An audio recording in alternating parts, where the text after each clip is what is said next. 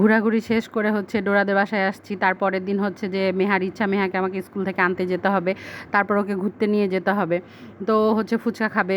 এখন হচ্ছে ডোরামণিকে নিয়ে বিকালবেলা ঘুরতে বের হবো। তো মেহা যেহেতু ছোটো, ওকে নিয়ে সব জায়গায় যাওয়া যায় না। তো ভাবলাম যে ওকে তাহলে সকালবেলা একটু ঘুরাই নিই, বিকালবেলা ডোরাকে নিয়ে গেলে ও আর মন খারাপ করবে না। তো এখানে আমরা ফুচকা খেতে এসেছি। ও ফুচকা খুব পছন্দ করে, ফুচকাটা আসলে আমরা সবাই পছন্দ করি।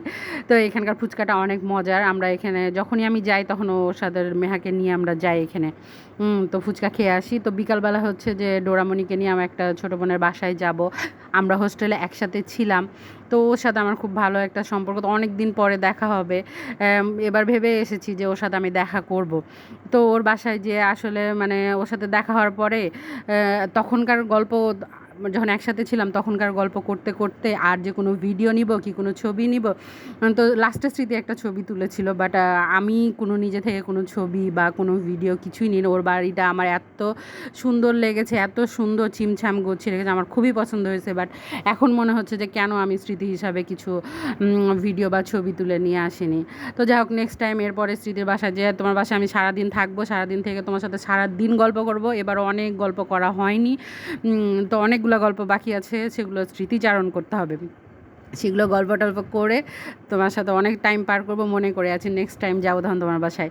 তারপরে হচ্ছে তারপরের দিন হচ্ছে আমার আরেক বান্ধবীর বাসায় চলে আসছি। ও কী অনেক কিছু খাবার রান্না করেছে, রান্না করে রেখেছে, আমি সেগুলো ভিডিও করলাম। তো আমার বান্ধবী অনেক চাইনিজ ভালো রান্না করে, এর আগেও আমি খেয়েছি।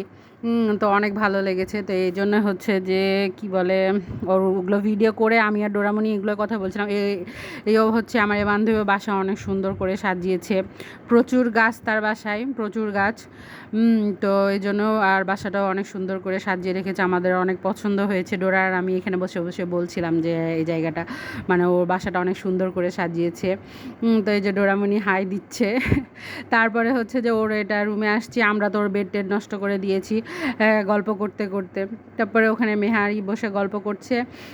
তারপরে ওর ব্যালকনিতে আসলাম। দুই ব্যালকনি ভর্তি গাছ। এখানে অনেক সুন্দর একটা মিরর লাগিয়ে রেখেছে। তো কাকলির বাসায় প্রথম অনেক ভালো লেগেছে গল্প করে, কাকলির সাথে ভাইয়ের সাথে গল্প করে অনেক ভালো সময় পার করেছিলাম আমরা।